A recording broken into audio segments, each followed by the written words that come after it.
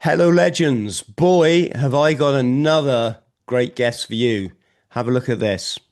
Doug Lynam wanted to be free from the greedy world of materialism. He decided to leave the Marines to become a monk. There's all these different types. We all have them. We all have these sort of maybe childhood wounds or traumas that we have with money.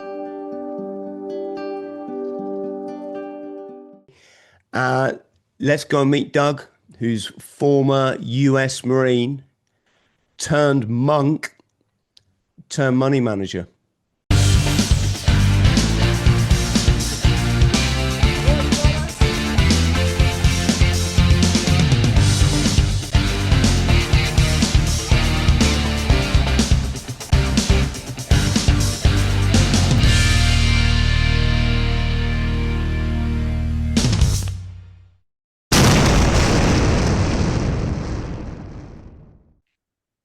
Doug, Semper Fi, brother. Semper Fi to you as well, brother. What a fascinating story. I'm getting quite a lot of podcast suggestions sent to me, and when I saw yours, I thought, oh gosh, yes, this is all the areas that kind of interest me. The former Marine is something we share in common. I'd say, as pretty much near to a monk now as I think it's possible to do while still being in society and using all the technology, obviously. The money management, I could probably do with a bit of your advice there. And I bet I'm not the first person to have said that to you. So should we just take it from the beginning? Where where did you grow up and what made you join the Marine Corps? Yeah, so it's a long story. So I'll kind of just start from the beginning and interrupt me where you want to dive deeper. I'll give you the quick elevator pitch. But basically, I grew up outside of Chicago, Illinois, a town called Naperville, suburbia. I grew up in a fairly affluent family. My dad was a CEO for an oil company, and um, but I grew up in a family that weaponized money a lot, where it was everything was sort of love was sort of conditional. It's like, okay, you do what we want you to do, you get the toys, and if you don't, you don't. And then so there's a lot of emotional manipulation going on, especially after my parents divorced. They really used money as a tool to kind of get back at each other, um, my brothers and I, we all rebelled in just very different ways. And we all kind of rebelled against our parents, but we also rebelled against each other. And so my older brother ran off. We all ended up and we're basically eventually taking a vow of poverty. My older brother ran off and joined a grunge band, a moderately successful grunge band in Seattle. I have a twin brother, a fraternal twin. He went off and became a homesteader in upstate Vermont and joined the Abenaki tribe up there. And then I was like, okay, how am I going to rebel? So I can't do the hippie thing. My twins got that covered. I can't do the grunge metal thing. My brother's got that covered. It's like, well, how do I rebel? Like, what's a sense of purpose and meaning? And I was also trying to impress my father. I was trying to prove to him I was a manly man who could do manly things, kind of as the runt of the family. I wanted to prove myself. So I was studying mathematics and philosophy in college, and then I kind of got tired of the heady academic life, and I said, let's try something different, and let's try the Marine Corps. And so I had some friends who were in the Marines, and I was hanging out with that crowd a lot in college, and it captivated me, and so I gave it a shot. And I went to officer candidate school with the Marine Corps, and I graduated at the top of my class from OCS. But the Marines here in the U.S. are this funky program for officers where it's basically a free program, and they didn't pay for college. So their philosophy is you can leave at any time. That you don't if you don't want to be there, you don't have to stick around. But I finished my training between my sophomore and junior year of college, but then they sent me back to finish my senior year before I get pinned to get my bars. I had to have my college degree. So I had this weird gap year off, like between finishing my training and like trying to actually go active duty. And so um, then I kind of found a spiritual mentor and who made me read every book on the history of the Vietnam War, which captivated me. And I thought, well, we'll never do that again, right? We learned our lesson, of course, but maybe not. There was this little voice in the back of my head that was like kind of nagging at me about it. And I also, at that point, realized that maybe unresolved anger issues and high explosives weren't a good combination for a career choice, although I love my time in the Marines. And so I actually turned down my commission. I did not go active duty, and I went and joined a monastery instead. I went to college. I went and became a Benedictine monk, which I did for 20 years. And I'm kind of grateful because I would have absolutely been shipped off to Afghanistan and Iraq for sure, because that conflict erupted about a year later. And so then I was in the monastery for 20 years, and probably one of the reasons was basically trying to, I was looking for God. I was looking for the meaning of life. I didn't grow up with any faith or any real spiritual grounding in any sense. So I kind of joined the monastery to find God, to find the meaning of life, to try to, I figured if I was going to try to answer these questions, what's a better place to do it than a monastery? So I gave it a shot, and I really enjoyed it. Actually, parts of it were great, parts of it not so much. But turns out what I discovered is I was very avoidant around money just because of some of the childhood woundings that I had around all the, I would just say money trauma. We all have money trauma, I think, to some extent. Most of us do. But mine caused me to have a very, what I say, avoidant relationship to money, where I pushed it away and didn't want to deal with it. And then I found myself in a monastery where everybody hated dealing with money and nobody wanted to deal with it. And I guess we kind of took the vow of poverty a little too seriously. And then at one point, about 3 years in, the monastery went bankrupt. So somebody had to figure out this. And I was the youngest monk by probably 30 years at that point. And so I was sort of the grunt coming in, and I was like, yeah, throw me in. So whatever, I'll try to figure this. Obviously, the other brothers couldn't do it. Been doing it for years and decades, and mismanaged it completely. And so I figured, well, I couldn't do a worse job. And so I then went to a bookstore and grabbed every book on personal finance I could get my hands on and read them. And it took me a few years to really pull the community out of its financial hole, but did that. And I was in a teaching order, so it wasn't a cloistered community. We had our own monastery that was cloistered, but we weren't hermits. Let's put it that way, which I probably would have enjoyed more.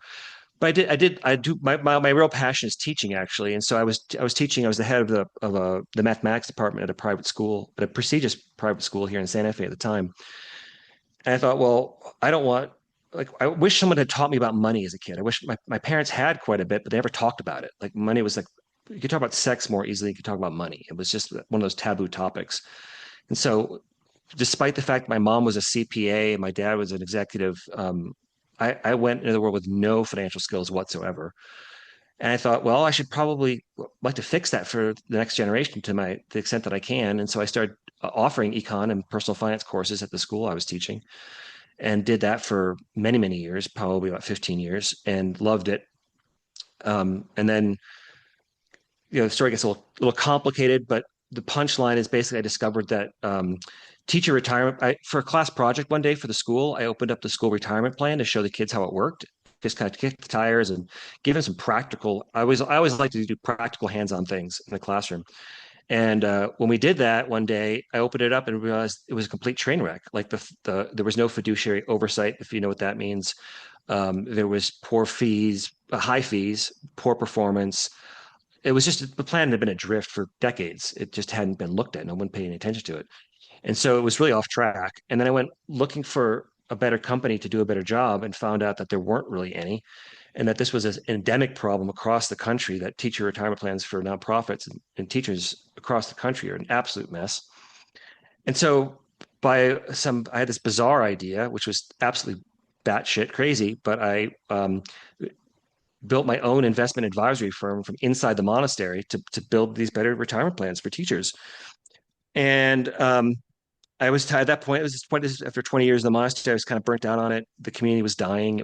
We weren't getting any new members. It was monasteries are closing left and right across the world, particularly in the U.S., because there's nobody new coming in, and so at some point it becomes more of a hospice care situation than a real monastic situation. And so I realized that this was a dying community, and so I needed to, and still being 30 years younger than the other brothers, like I'm not going to be the last one standing, be the last one to turn the lights off. That doesn't sound like a good game plan. So I left. I took my little investment firm and I merged it with a much larger company here in Santa Fe called LongView Asset Management, where I eventually became partner and was managing about 250, helping co-manage about 250 million in assets. And and yeah, and then by the weird stroke of luck, right when I when I left the monastery and joined this other firm, the New York Times did a 6 month expose. They did one article a month for 6 months, exposing all of the problems in teacher retirement plans across the country, which was exactly the thing that I had found and was built my company designing to fix. And that was just a weird stroke of just good luck and good timing, whatever you want to call it. And so I reached out to a guy named Ron Lieber, who writes the financial column for the New York Times. And I reached out to him on Facebook and just said, hey, love what you guys are doing, blah, blah, blah. Here's what I'm doing. I'm seeing the same things you're seeing. Just keep up the good work, whatever. And then they heard my story and they got excited and called me and said, hey, you're a monk who's now doing this thing or whatever. And they flew a reporter out to Santa Fe and we spent a full day together, and they did a beautiful article that was on the front page of the New York Times about me and my business and what I was doing. And that just kind of that went viral, and it really launched my career and it got me a 2-book deal from HarperCollins, which my second book is coming out in about 2 weeks. And that kind of brings us up to date, up to speed. Doug, I'm fascinated to come on and talk and move on to the money stuff, but I've got a few questions, if I may.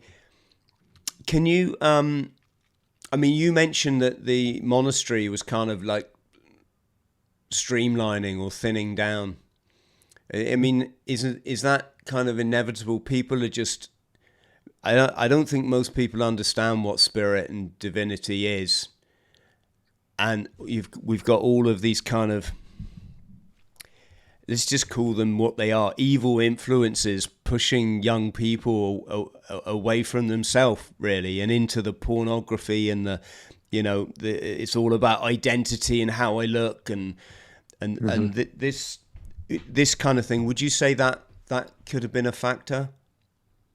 I think it's part of it. I think a lot of it is, I think monasticism is based on, I think celibacy is a hard thing for a lot of people to even consider as a lifestyle choice. So I think that automatically limits the pool of applicants these days. And I think as I could maybe be a little less generous about it. I would say I think what I've noticed in a lot of the older monks, a lot of them were people who maybe struggled with their identity, and it wasn't okay to be gay, or wasn't okay to be whatever they were, and so they would go to a monastery to hide. And we saw a lot of that in the priesthood scandal. We saw that in people who thought, well, I'm going to go take a holy vow, and that's going to solve these problems, and it doesn't. It just, wherever you go, you take yourself with you. So I think that's a factor now that people have more options in terms of like, okay, if this is your lifestyle preference, you can do that. You don't have to hide, which is what some monks did. I've seen. Not maybe a third, maybe.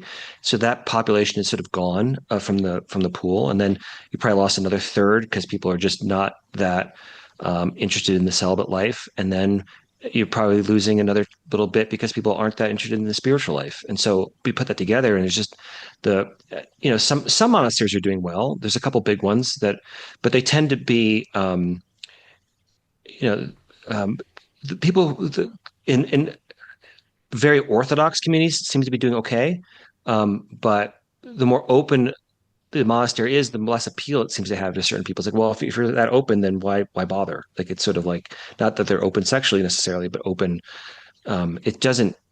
I think people are not so readily interested in pre-formulated answers. Like and not that the monastery is always that. You have to remember that monasteries are a lot like families. As Tolstoy said, every family is unique, but has different problems, right? And so it's hard to say like this is what's wrong with monasticism across the board. But in the U.S., it's certainly a dying breed, to be sure. And the reasons for that are cultural, historical, generational. But there's a lot of factors sort of coming in all at once that make it less appealing to people. Yeah, you could say all families are uniquely problematic. So, Doug, tell me, because this is all stuff I kind of, I don't want to tell my story too much, but, I'm trying to get better at life the more I go on. Mm-hmm. If you said words like divine and spirit to me 20 years ago. Definitely when I was in, serving in the armed forces, I would literally have looked at like you was some kind of weirdo, and get out my way. I'm busy. I got to go and bomb some people, or some other utterly deluded, narrative that somebody else had put into my head. So, but a lot of these things, like, I'm coming too late in life. I've now learned that the art of, how can I say, not throwing it all about sexually, actually, saving that essence, as it's referred to in spirituality, is like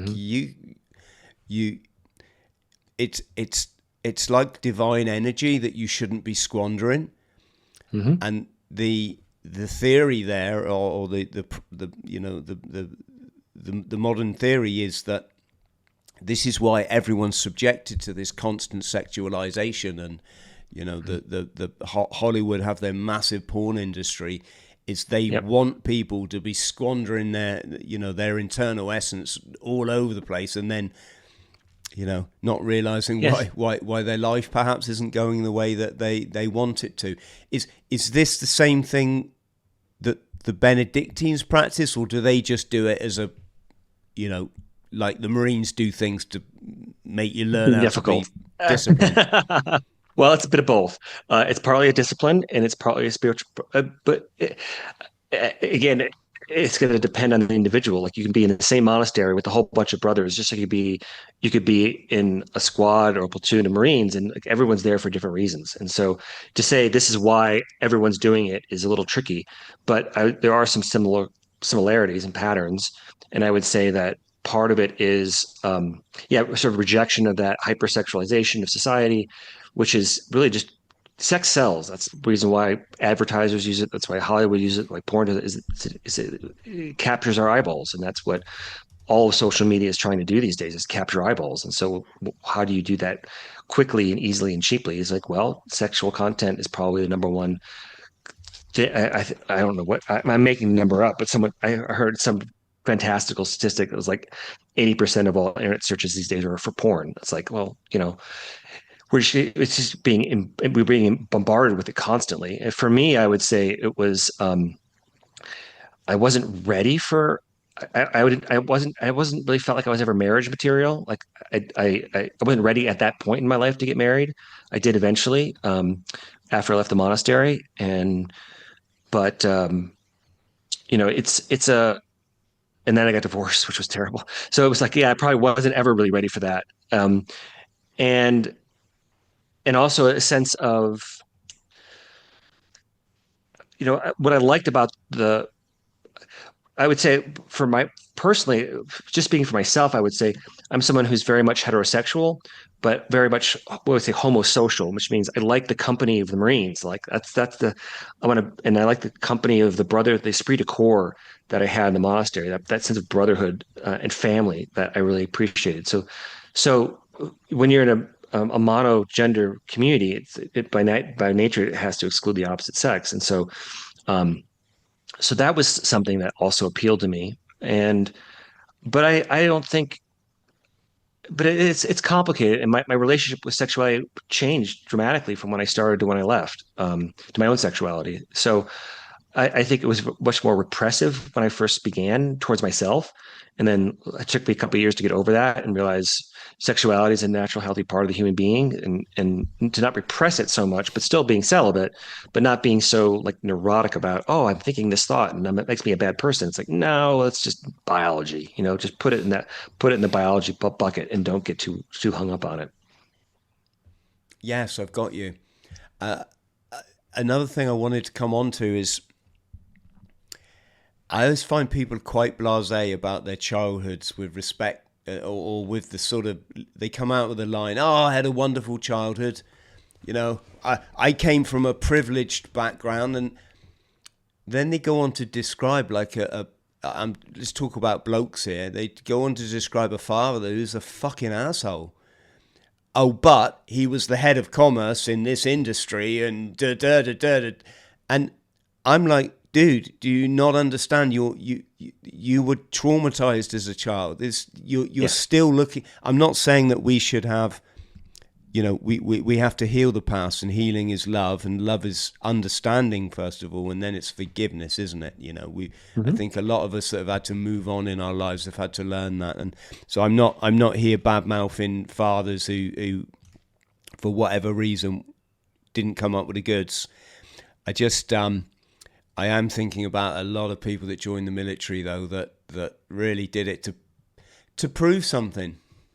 Mm-hmm. Yeah, that was how that's why I realized why I was there.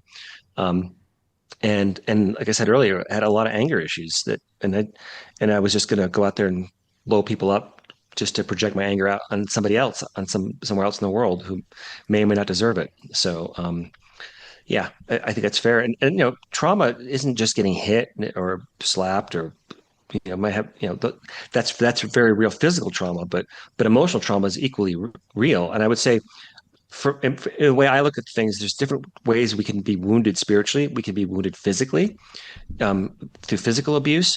I actually think with notable exceptions, like rape and incest, and those are kind of in a different category. But like, I think emotional abuse in some ways is much harder to overcome. And usually physical abuse accompanies emotional abuse. Like those go together, but it's really the emotional betrayal that's the hard part of the physical abuse when it's there. But that same level of abuse can happen even if there isn't a physical component to it. It could be emotional neglect.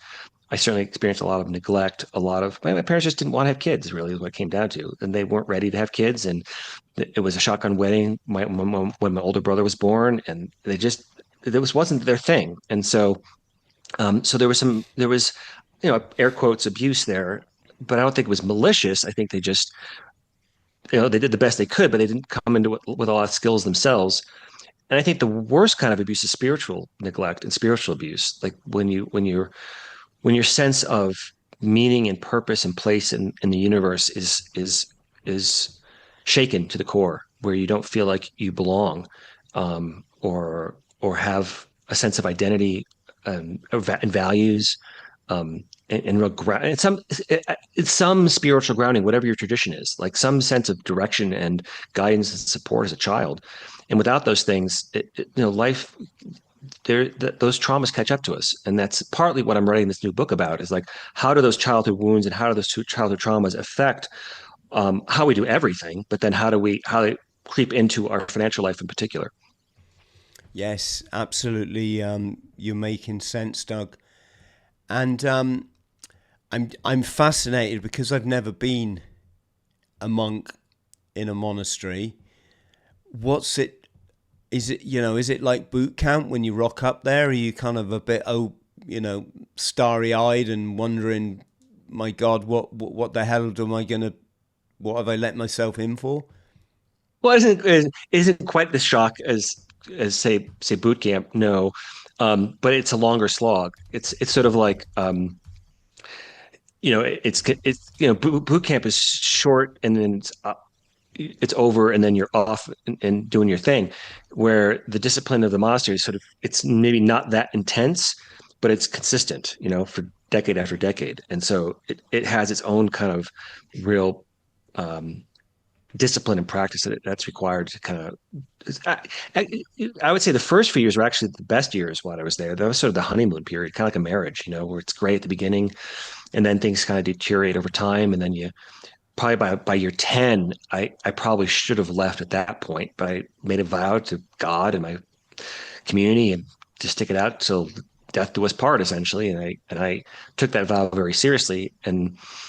But 10 years of the last 10 years were not so great, and there was a lot of conflict in the community, and a lot of unresolved issues in terms of you're in a very authoritarian top-down structure, but it can get a little stifling after a while, just like you would imagine, similar to what the military life was like, but even more so, because you're in a small insular structure where it's very hierarchical, and there isn't necessarily an easy way to have accountability at the top. And so if the person at the top goes a little sideways, it's very hard to course correct. And that's what I noticed in our community, is that over time there was just little, like, as you know, as a Marine, if you're navigating and you're pointing true north and you go off 1 degree, you're 1 degree off, but you keep going and going and going. After a couple of miles, or however many kilometers, you're way off course, right? And so you need to be constantly course correcting.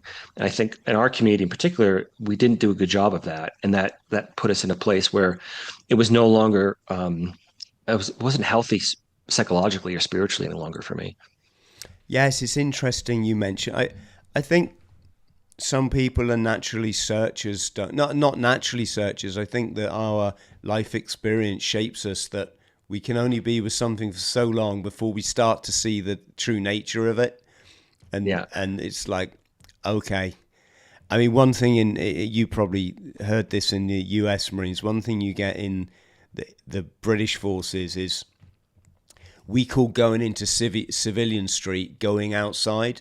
Yeah, I mean, Mm-hmm. there's a clue there in that expression. It sounds like you're going to step out of a doorway into this world that's devoid of anything that makes sense to you. And for a lot of traumatized, people that have with unhealed trauma, it does very quickly turn into a nightmare, as I found out.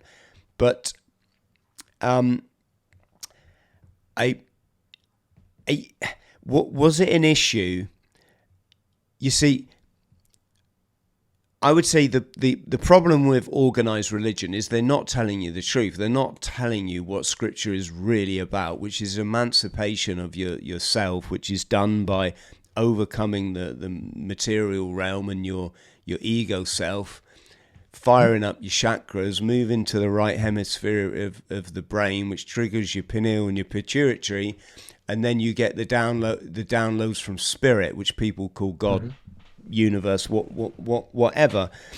Now, if I go into my local church, if I was to start talking like that, they would just be like, What? "Who is this absolute Uh-huh. madman?" And this is Right. the thing I've found in life. You probably have a view on it yourself. I find when you're the minority in something, it's usually because you're right and everyone else is wrong. I thought it during all this medical nonsense that we've been through.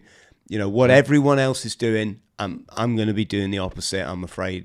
So, did you find it a bit like that? That you're kind of, hey guys, you're doing this because you've just been told to, but you're sort of missing the bigger picture here. Yeah, I think well, I would say on the spiritual front, our community had many strengths. What I admired about our community, and one of the things that endeared me to it, was its openness to other religions. We actually went and spent a summer living in an ashram in India near Pune. Everyone had advanced degrees. It was a very highly academic and highly educated group of people, and we were all widely read and open to all world religions. The prior of our community had his doctorate in comparative religions. He taught at the University of Colorado Boulder, and one of we all had advanced degrees in some, like philosophy, mathematics, science, chemistry, physics. Like it was a very heady and rich intellectual space, and for that I'm very, very grateful. So I didn't find a dogmatic issue in my community, although I've seen it in others. For me, what it came down to was um, personality conflicts. Basically, it came down to egos and rubbing up against each other, and and some people not being able to yield and give ground to for other voices to be heard, and other opinions to be expressed that were maybe contrary, not so much in theology, but in just how we're running things. Like, obviously the community went bankrupt. There was some fundamental mismanagement going on, obviously on the business side, which I cleaned up.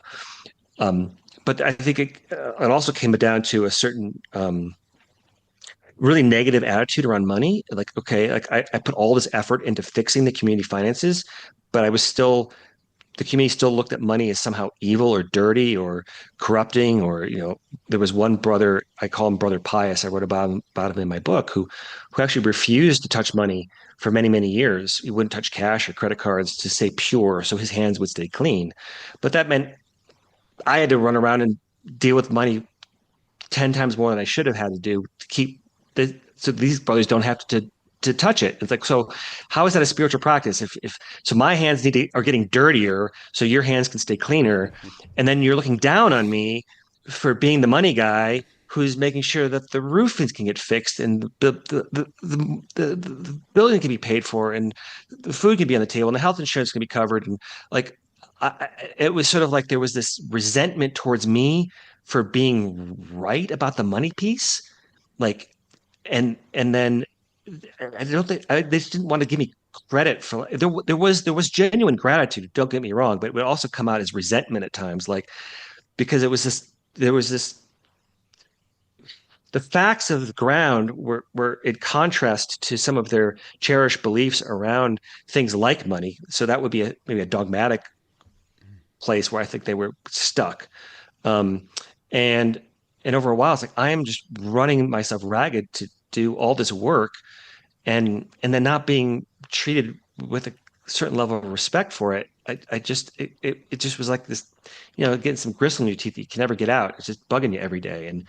And for me, that was one of the many reasons that things fell apart. But I don't know if I answered your question. I kind of got off on a tangent there, but Yeah. Sorry, Doug. I should say I managed to poison myself decorating. I was using this stuff. I should have been wearing a mask, and stupidly I didn't. So it's triggered a bit of a cough. So I keep muting myself every time I need to cough. One last thing on this topic. This is a bit funny.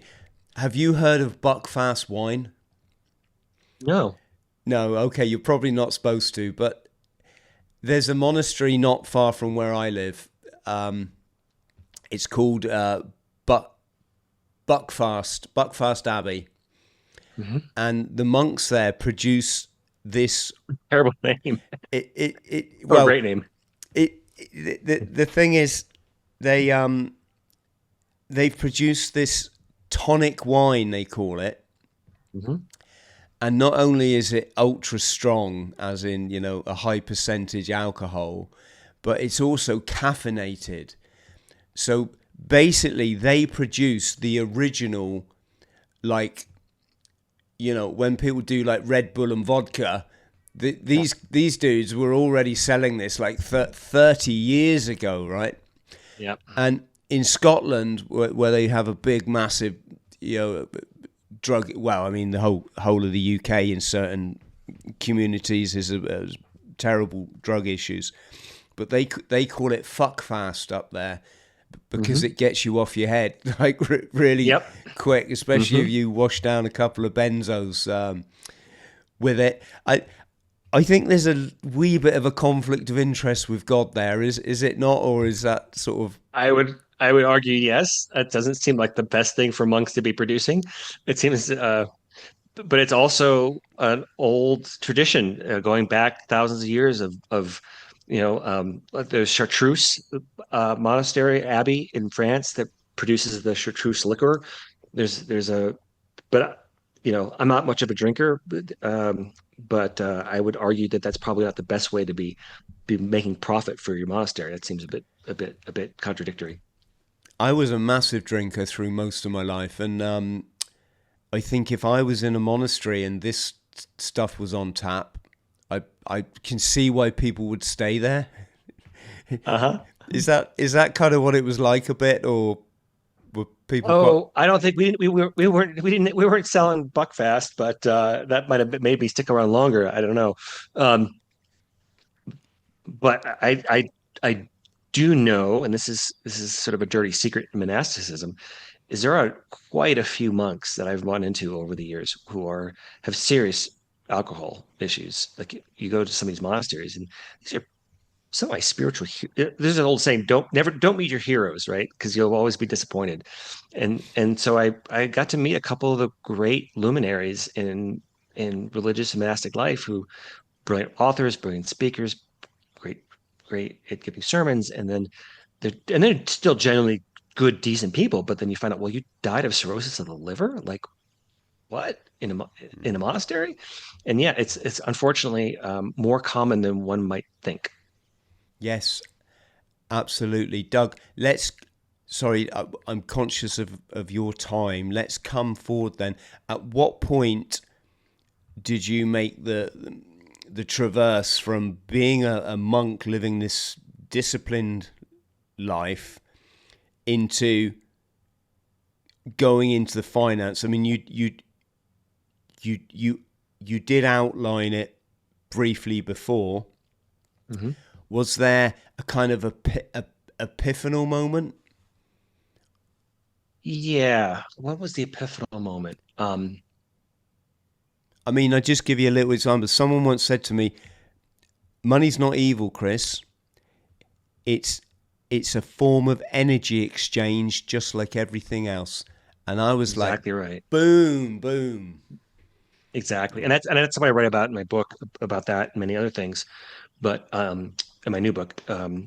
And yeah, it's what is to realize that maybe this was the epiphany. It isn't not only is it it's stored work energy and it's morally neutral and it can be used for good or for evil. And what I realize is that money is the tool for most actions. Like you can't do much of anything in the world without money, and even in the monastery. And that was probably my big epiphany was like the monks were all at heart good people. Like despite all my differences, whatever disagreements we may have had, they were fundamentally good people trying to do good in the world, who were hamstrung by the lack of financial resources that were at our disposal. And it was the constant refusal to deal with money in a deep, meaningful, spiritual way, to treat money as a spiritual practice, as opposed to just demonizing it or glorifying it if you're on the other side of the coin, right? It's not good, it's not evil, but it could be put to good or evil uses. It's like a tool, like a hammer that you can use to build something beautiful or whack yourself on the thumb. But refusing to think deeply about money, it's like a carpenter refusing to use a hammer. It's like how, what? And so over and over, almost daily, there would be something where you would want to help somebody coming to the monastery, because we have monastery guests are coming all the time. And there'd be someone you want to help. There'd be someone in the community you want to serve, and it's like there's just isn't the money for it. And if we could have been more, if I could have, I always felt like if I could have brought everyone else along to be a little bit more financially savvy, the monastery, we were on solid ground. We weren't bankrupt and we weren't like struggling day to day, but we weren't wealthy. Like we didn't have anything to really extra to spare, particularly. And so you see someone suffering and you want to help and you can't because you don't have the tools or the resources to do it. And it's just like, it's this frustration of not being able to be of love and service to the extent that one wants to be because you don't have the resources to deploy to solve someone's problem. Um, and so I realized that there has to be a better way, and there had to be a way, some middle ground between the extreme of my family's growing up, as we talked about, growing up in a wealthy family where money was weaponized. That's not good, and where everyone's just money obsessed. That's not a great way to. That's not the best thing to focus your life on, money for its own sake. But then there's this other side of the monastery, which is it was just the opposite side of the same dysfunctional coin. Like glorifying money and vilifying money, it's just two sides of the same coin. It's just and it can both strengthen your ego. Both can be rejecting money for the wrong reasons strengthens your ego just as much as greedily going after it for the wrong reasons. And so that was the real epiphany. It's like, okay, I got to find a better way forward, and that's what I've been exploring for these past couple of years in many many facets, and particularly in this new book, Taming Your Money Monster. So, your thing, Doug, if we can just refer to it in such a term, what is it? Is it getting people rich? Is it getting people financially secure? Or It's all the above. It's like, well, if you want to be rich, I think great, go for it. But just why are you getting rich? And hopefully, what I want people to be able to do is to have a healthy, secure financial future for themselves, because you know, money stress is just brutal. Like not having enough money. Like we now know that your socioeconomic status is the best predictor of mortality. Like the poorer you are, the more likely the higher rates of obesity, drug abuse, domestic violence, sexual abuse, workplace injury, um, cancer, mental health issues, down the list. Like everything you don't want in life gets worse as your socioeconomic status, as you get lower and lower on the socioeconomic run. It's like walking, if you're living paycheck to paycheck, it's like walking over a pit of alligators on a tightrope every single day. And we can't, I think as Mark Twain humorously said, like it's the lack of money that's the root of all evil. And I think there's some truth in that. And then you want to put a bookend that sort of one end of the spectrum, and the other end of the spectrum, there's also St. Paul saying that it's the love of money that's the root of all evil. It's like, well, if you dig into the Greek, that sentence has a lot of possible interpretations, which I go into in the book, but won't torture you with that now. But it's like finding that healthy middle way, like so that you can be, your needs are met. You're not stressing about money. You can take care of yourself and your family, and the people that you love, and then hopefully you have some left over to actually go out in the world and use that as a tool for love and service, and to fix the crack in the world that you were born to heal. Yes, got you. So you appear to have developed this system. A central function of, or a central aspect of it seems to be this. How do you pronounce it? The Enneagram. Yeah, correct. Enneagram. Yeah. Yeah. And Can you explain it to yeah, us? yeah, the Enneagram, it's well, yes and no. I could give you a quick teaser, but it's a very complicated system. It's a personality typology system that has 9 core ego archetypes. Now, it has all these different layers. You think about like a fractal. If you know what a fractal is, it's a geometric pattern. It's got infinite variety, but inside a very simple and firm structure. And so when we're talking about the Enneagram, right now we're just talking about the top layer of this fractal. But what it is, and this is probably the most revolutionary and groundbreaking part of my book, is my hypothesis, and I think I've been able to substantiate this, is that it's really the Enneagram is the underlying code, or it's the physics of consciousness. It's not some horoscope or some hot trend or anything like that. What it is it explains how human consciousness develops in a human, how a human ego develops.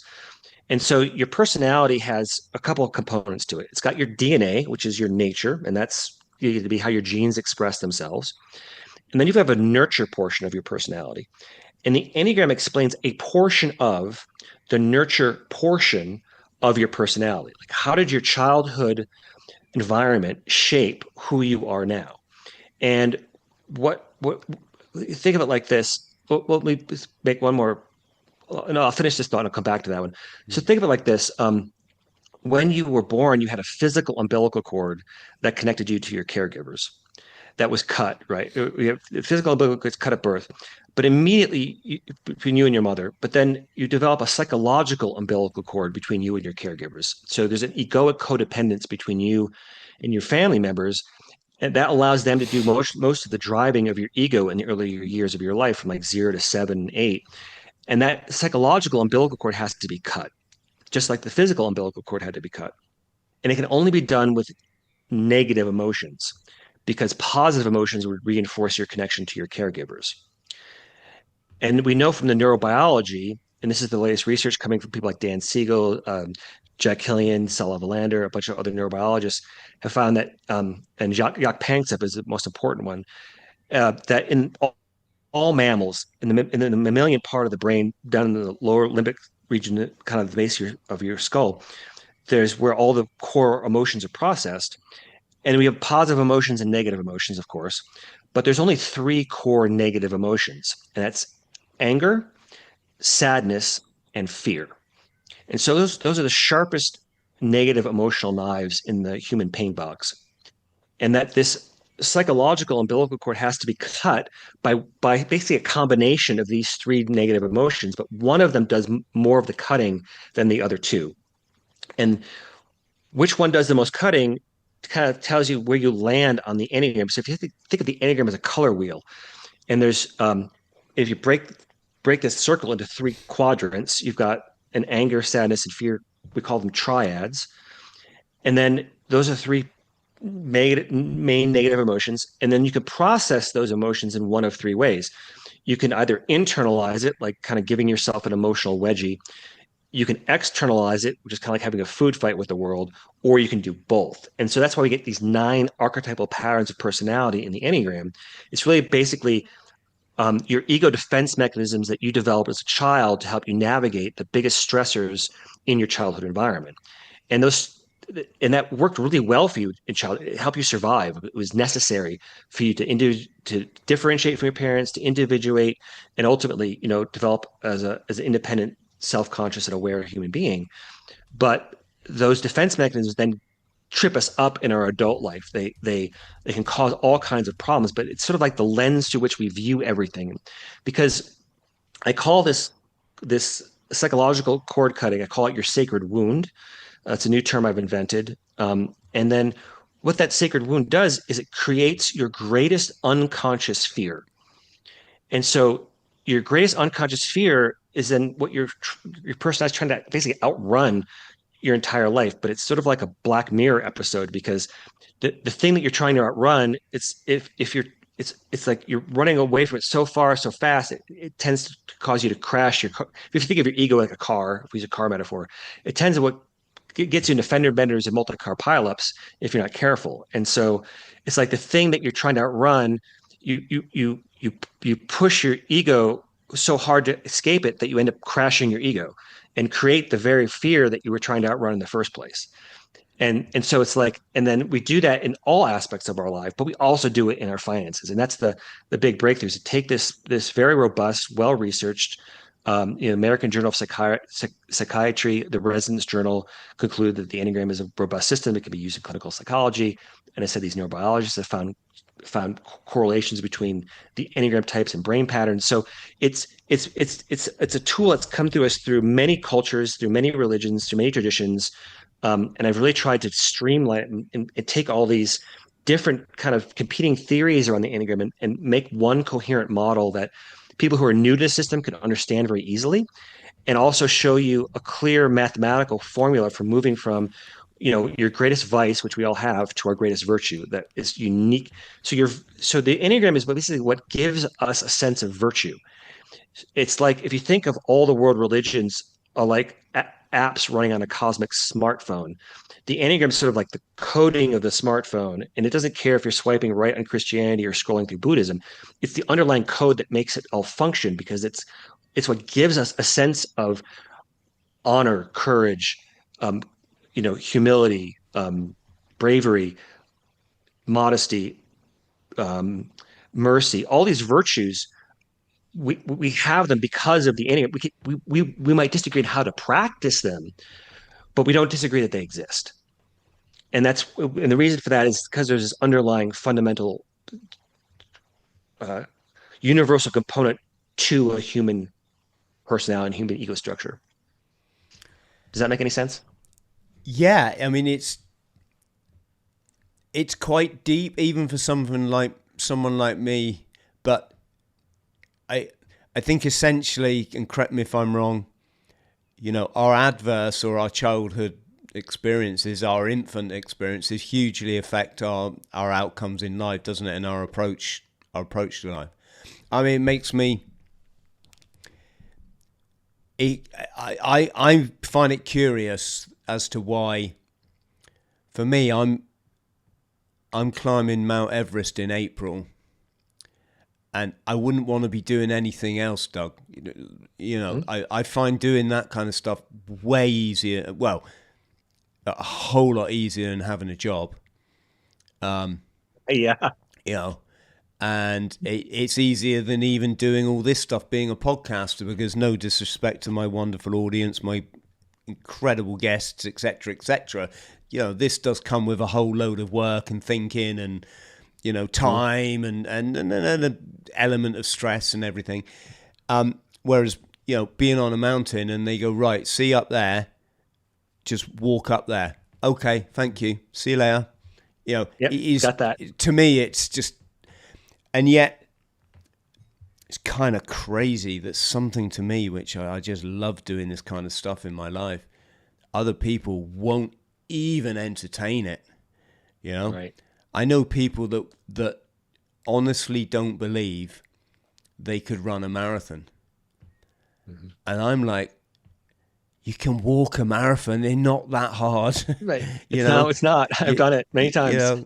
You're not going to win it, but you can you can finish it. Yeah.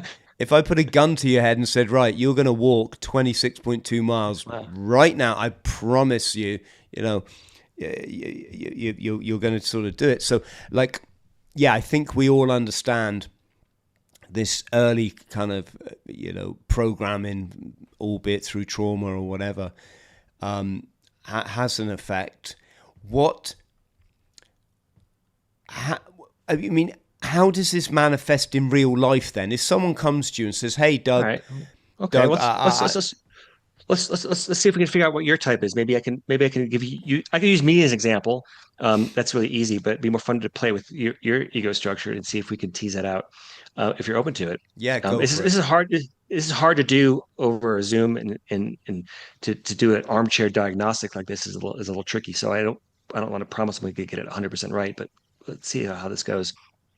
So think back to your life journey. Which of those three negative emotions I talked about earlier, anger, sadness, or fear? And sometimes sadness is also thought of as shame. That could be, they're sort of interchangeable. So which of those three, in your darkest emotional moments, when things are really rough for you, which do you feel more of, anger, sadness, or fear?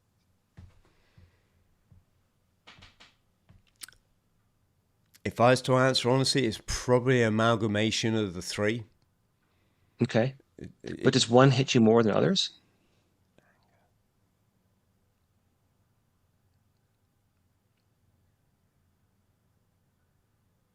Think of like your darkest moments. Yeah, there is a caveat here, which is that I'm spiritually enlightened. So maybe if you'd asked me 5 years ago, things would be different. Let me think back to your 20s, your teens and 20s. Maybe that'll make it easier. Yeah, so I think let's say anger. I think Okay. if that comes under the umbrella of, like, hating on other people and Uh, society, and then yeah. let's maybe go for that one. Okay. Um, and the question is, did you direct that anger more towards yourself? Was it like a self-criticism, or was it an external criticism of the world, or sometimes both? I think, let's say, sometimes both. Okay. Oh, it's tricky. Um, are you someone who hates conflict? Yeah, I'd say I think I'd always try and avoid it. Although So, although when I've had a beer, you don't want to sure, fucking fuck with me, because I'll just, yeah, hop off. yeah, I will unload on you. um, Eh, All right. Well, I, I don't think this is just a stab in the dark. So, if that's right, the type that has internalized and externalized anger is called the type 9 in the Enneagram. They're called the peacemaker because they really hate conflict. They don't like interpersonal conflict because they're basically sitting on a volcano of anger. They have this anger towards themselves. Nines typically have anger kind of directed themselves for not being able to get their needs met as a child, and then anger at the external for not meeting them either. And so as kids, they tended to not speak up too much, and they tend to go with the flow because they don't feel like the world's going to listen to them anyway. But when they do get angry, they tend to explode. They get it's like this, they're always repressing this anger. And then when something sets them off, it can really set them off. But they don't tend to get set off very often. Does that sound like you? yeah, that's I kind of find these things a bit hard because I seem to cover all bases, but let's say yes. Okay, and that's interesting about nines is they tend to have a hard time identifying. Nines are the type often have the hardest time figuring out what type they are. Nines and sixes actually, for different reasons. But nines they tend to be easily they tend to be have an easy time being empathizing with others and can empathize with other people's points of view pretty easily. And they also can make it hard for them to know where they stand sometimes. Um, um, but um, yeah, and so let's just say you were type 9. So then on top of this, well, let me ask you let me ask you a couple questions. See if I would. I'm not sure we're on track with this, but let's just play with it. Let's just say you are a type 9. I'm looking at my notes real quick so I can um, make this go faster. So if you're a 9, then um, they tend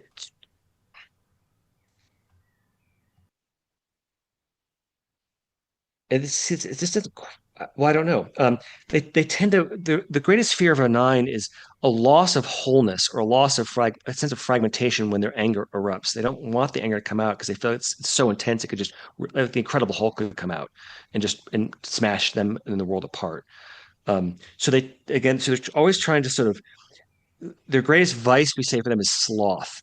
And it doesn't mean they're lazy. Like it doesn't mean they can't climb Everest. It means they don't like to face, they don't want to deal with the conflicts of all the stressors of life. So they tend to back away from them and not want to have a lot of interpersonal conflict in their life.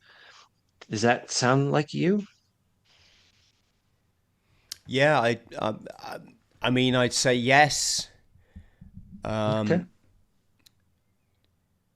it's all a bit difficult, Doug, isn't it? I, I always view things so subjectively these days that I can be Mhm. either I could be this, but I could be that. But I don't want to sound like I'm being a dick. Um, No, it's not. And so what I can do is I can send you a link to it. There's a really good Enneagram test. Maybe we could just put in your show notes for anybody who wants to find out.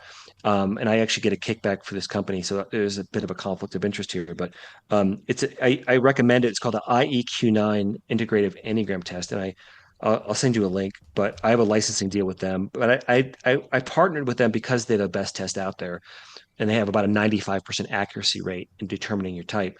Where there's a lot of free tests out there that you can take online, but they're about 50% accurate. And so it's like, well, that's just not good enough to really tell you much. It's a coin toss.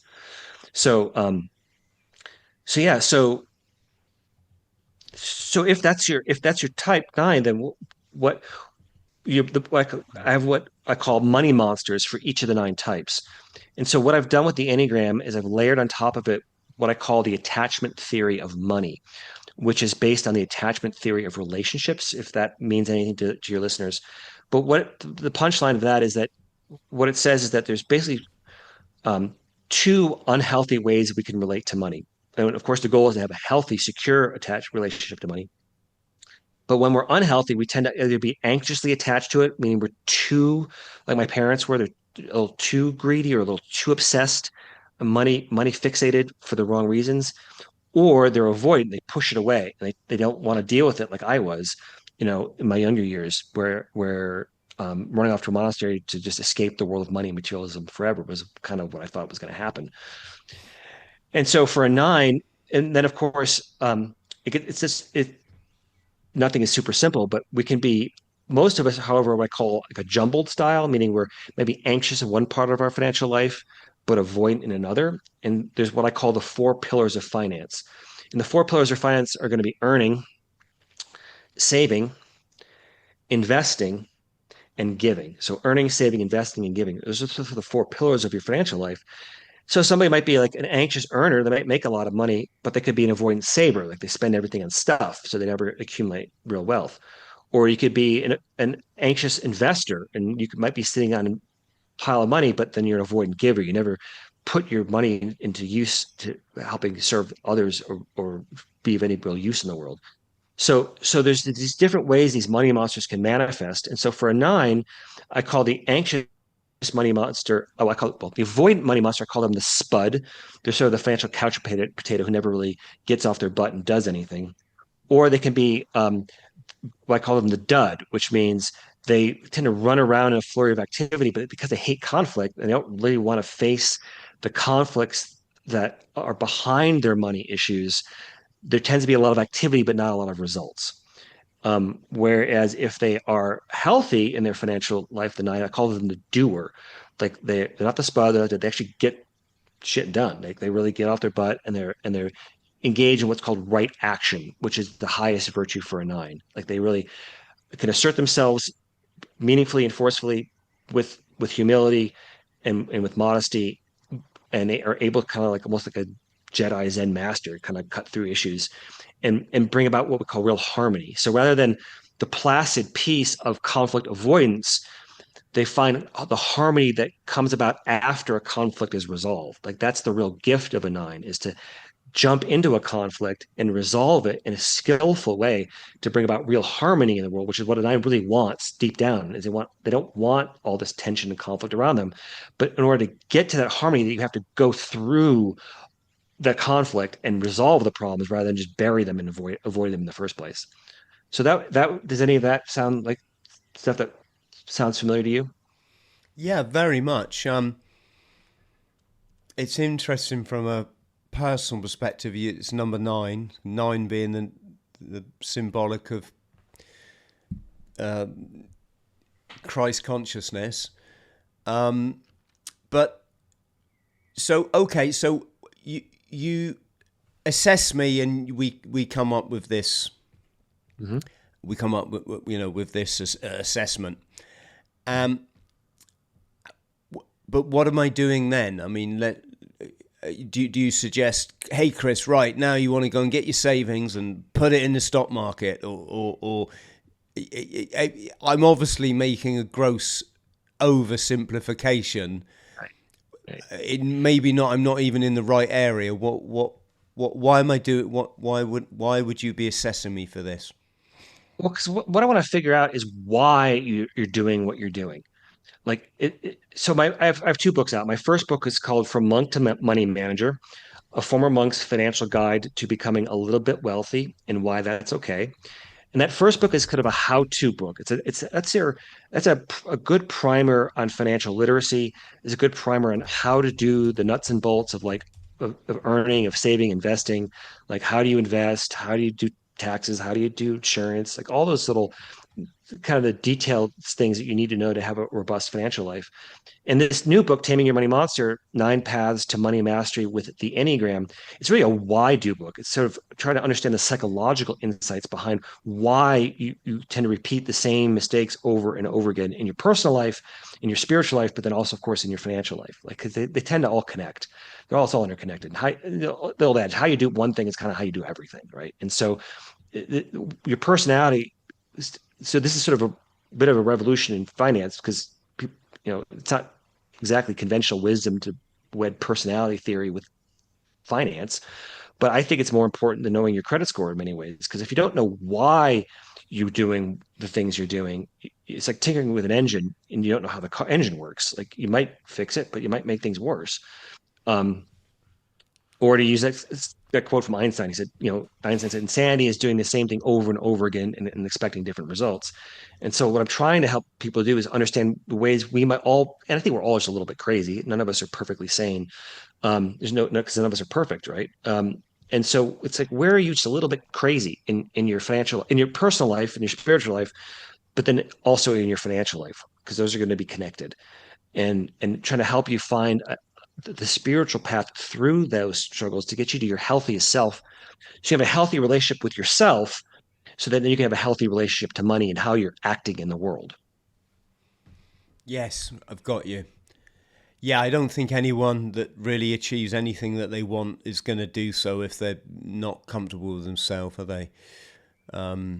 It's I think it has a serious effect on our future potential if we haven't ironed out at least the basic areas. What can you what I mean? Can you give us some? Can we call them success stories? Oh, sure. I mean, well, I don't want to. I mean, I've got so many clients who, I mean, my whole book is like I've got a success story for each of the nine archetypes, um, and I could walk you through those. What would be the one for type nine? Oh yeah, I mean, um, to remember what I wrote. Um, but there's just there's so many stories to choose from. Which one do I want to pick? Um, but yeah, like for well, I'll give you an example from the book. Actually, it was with a type three. I had this client named Sarah, and she had a husband Mike, and Sarah was a type three, And the money monster for, and I won't go into all what a type 3 is, but her money monster, I call it the blinger. So the type 3 is someone who's really concerned about status and image and looking successful in the world, because their greatest fear is being worthless. So they're actually trying to run their fear of being worthless by looking good in the eyes of others. And she was a money anxious type 3. And so she had this compulsive need to sort of bling out her life with, the right cars, the right clothes, the right house. And she was a partner in a law firm. But and her husband was a type 4 on the Enneagram. And I call his money monster, I call him the flinger, which means his greatest fear was not having a unique identity or a unique place in the world. So type 4s are ones who, they're the box for people who hate to be put into a box. Like there's certain people who just rebel against conventionality at every turn. If there's a society says this is the way you're supposed to do it, they want to do it different just to be different, because that's how they get their sense of identity and place in the world, which they don't feel that they have. So they gain it by standing apart and being different.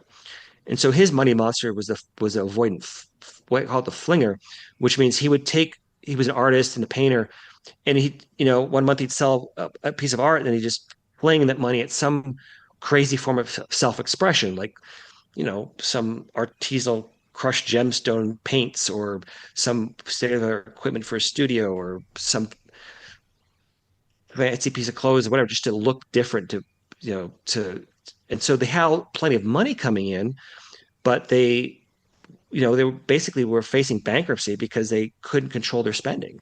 And so I had to come in and help them figure out, like, you got all this money, but why are you in debt? Like, it doesn't make any sense. And it's like, well, because they're using the money to prop up their egos and to try to defend. Their ego defenses are what's causing all of their money issues and all these unconscious childhood wounds that they're trying to outrun and trying to assuage and soothe with cash.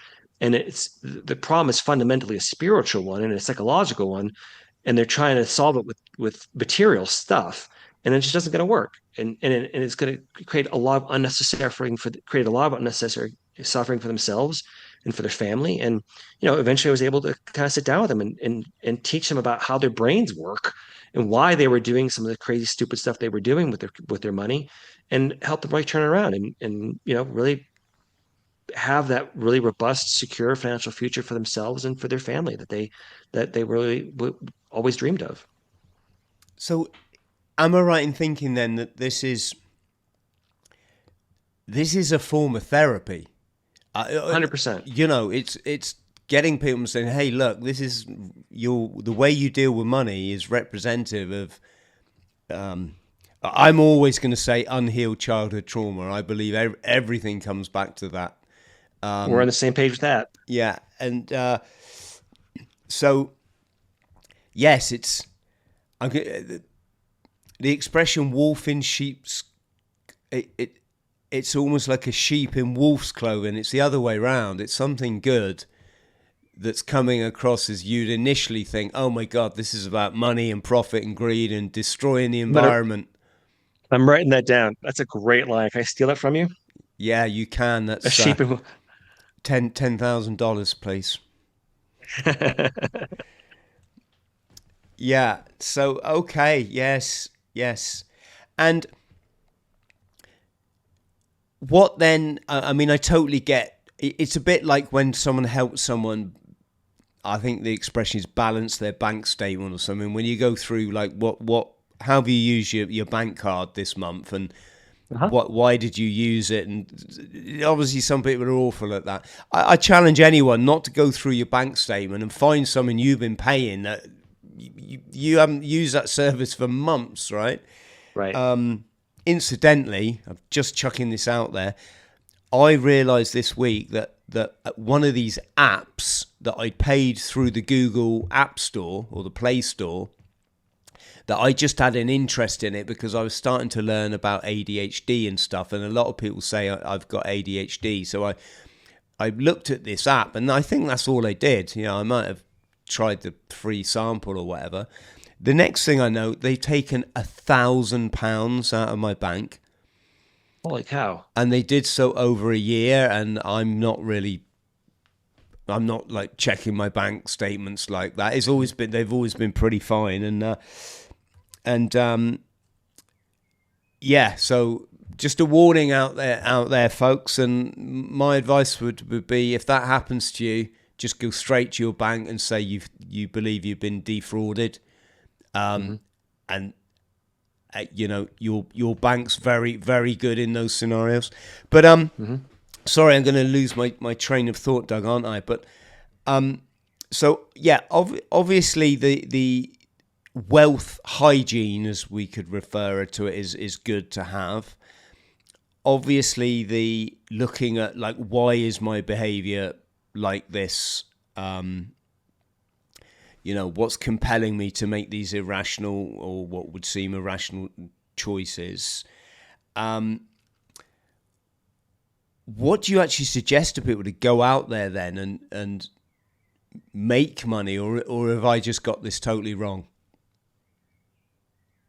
No, well, I think so. So there's lots of steps, practical steps that you can take to. So the goal is to get people to become what I call a money. The book is titled "Taming Your Money Monster," but then the point of the book is to help you become a money master. Is to use the strengths, harness your unique strengths according to your personality type, to leverage those to basically to minimize your weaknesses, play to your strengths, and your strengths and weaknesses are going to show up in different ways in different areas depending on your personality type.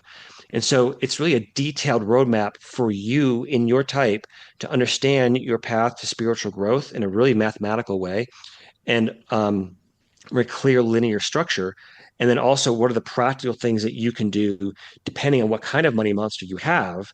Because different money monsters have different, like, it's depending on your personality type and the money monsters you're dealing with, and in the area in which we're talking about. Is it the earning part? Is it the saving part? Is it the investing part? Is it the giving part? So I tackle all of that in the book. So it's kind of an opus. It's not. It's about a 400 page. It's not a small book. I apologize for that, but I think it's very useful for folks. So um, it's really trying to give you a detailed, psychological deep dive into how your brain works in this one particular arena of its. Again, as we mentioned earlier, personality has many components to it. This is one of them.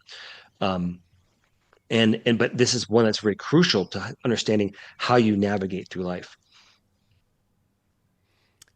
Yes, sorry, Doug. I was trying to show your book. In fact, I was showing your book, and then I tried to buy the audio version of From Monk to Money Manager. And it's just told me I've got to update my credit card. So I will do that, because I do like audiobooks. Yeah, Is there any Taming Your Money Master? It's also available in audiobook. correct. Right. Okay. So which one would you advise people to listen to if they had limited time but they wanted to get the most from you? Taming Your Money Monster: 9 Paths to Money Mastery with the Enneagram. And it releases July 8th. You can pre-order it now. It's available from booksellers everywhere, but it won't ship until July 8th, which is coming up in about 2 weeks. Yeah. Oh, that's exciting for you. Yes. Doug, I think we could talk forever, and I know that we've only just really touched the bases, here. What do you feel a change in yourself since you learned to understand all this stuff and Yeah, implement it's it? changed my life significantly. I mean, because it has so many practical applications, and it applies to money, but it also applies to dating and relationships and romance and corporate structures and group dynamics. It's got so many different ways you can apply it, that when you understand it, it really helps you not just understand how your brain works, but then once you learn about the other types, you understand how your friends and family and colleagues, how their brains work, and kind of the lens through which they're. So imagine if we're all wearing sort of different tinted lenses, sunglasses with a different tint on them, and so we're all seeing the same thing, but we're perceiving it slightly differently because we have this filter, this our personality is sort of filtering how we're perceiving what we're perceiving, and then when you understand how someone else's perceptions of reality are fundamentally different from yours, it gives you a deeper insight to yourself, but it also gives you a deeper insight into like why people are the way they are. And I think it offers a real path to forgiveness and compassion because, like, oh, I see the way I'm crazy. I see the way you're crazy. You've got to put with my nonsense, so I could probably put up with yours, and maybe be a little less self-critical, and also a little critical of others. Did you say a little bit less critical of Less critical, others, or less critical, less okay? critical of others. Yes, yes, got you, got you. Well, I'm definitely gonna grab your audio book. Thank you very much. You're welcome.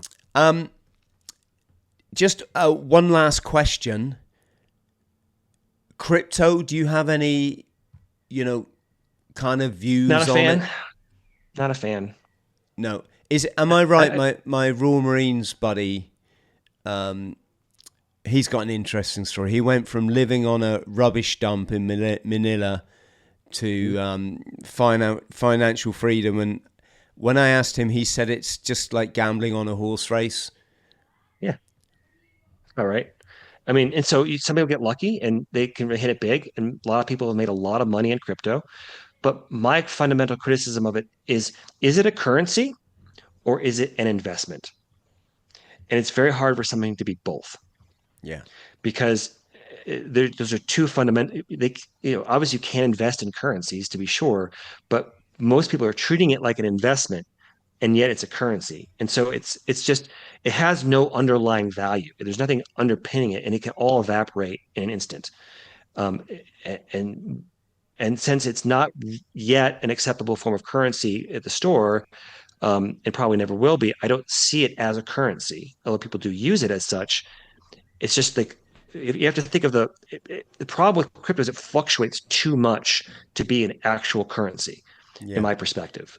Because let's just say I order 1,000 cars from you from Japan, and I put the order in today, and I send you the money and I send you 1,000 bitcoins for 1,000 cars, whatever it is. I don't know, I'm making that up.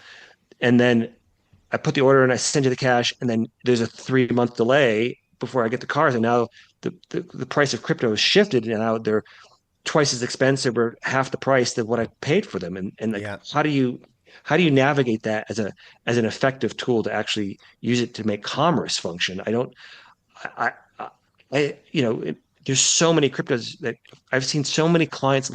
I For every story of someone's hit it big, there's at least two stories of someone who's lost their shirt on it. So I'm just like, I don't find it compelling. Although I think the underlying technology is fascinating. I think, um, and yet as a yeah, I think that's about. I'm just rambling at this Yeah, point, no, but I that's think kind I of think you made perfect sense. I mean, for our friends at home, I bought a load. Fairly, I mean, I was suggested to buy some about. It must have been 3 or 4 years ago now, and I left it for it. I didn't even check it. It went up a bit and then it crashed, and I'd lost this like £500 was now worth £50 or something, and I didn't mind. It was I knew it was an experiment, and then I went back and looked at it, and oh my gosh, suddenly it's just shot right up. So I thought, okay, I'll buy some Bitcoin, and I'll buy some Solero or whatever it is. I don't think it was that one, but and having invested about £3,000 by say that was the Monday, by the Saturday, I'm sitting at £3,600, and I'm thinking, I've made it. This is let the good times roll. right. This is going to pay for my Everest trip, and Mm-hmm. and then as we sit here now, I'm back at what I started. I probably lost about £400. So Right. It's called the greater fool theory. Have you ever heard that? no, can you explain? Yeah, the greater fool is that you see something going up, and so you buy in, and the theory is that you're assuming that there's someone who's a bigger fool than you, who will pay more than what you paid for it somewhere in the future. That more fools are going to keep coming in. It's going to go up. It's go up. It's going to keep going up. And at some point, that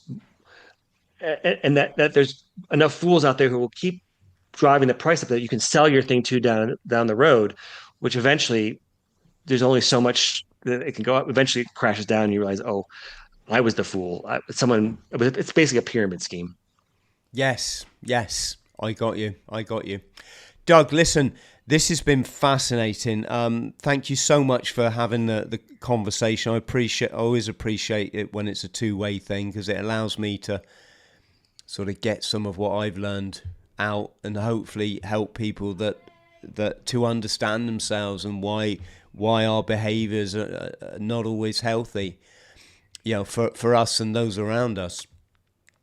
So I'm going to put all your links for your socials and for your books underneath this this video. And I'll send you a link to the Enneagram test if anybody wants it. Yeah, I've actually got it on the screen, so I can just take it off that. It was the integrative9.com, is that right? It's called the IEQ9. Yeah. I did just click on that. IEQ9 Enneagram test for individuals.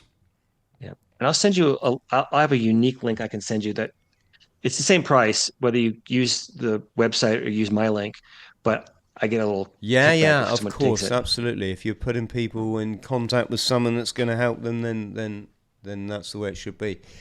Brilliant. Yeah. Okay, Doug, just stay on the line so I Sorry. can thank you Great. properly. But for the purposes of the recording, massive thank you, brother. Really. Thank you, Chris. I really enjoyed this conversation, by the way. One of the best ones I've done in a long time because of your engagement. Yeah, thank you. A lot of people say that, and we try to please. To our friends out there, massive love to you all. I hope you got as much out of this as I did. Please don't forget to like and subscribe. And hit the notification bell. And just a massive thank you to everyone that's supported us on either Locals, Patreon, or become a YouTube member. We couldn't do this if it wasn't for you. Ciao, ciao.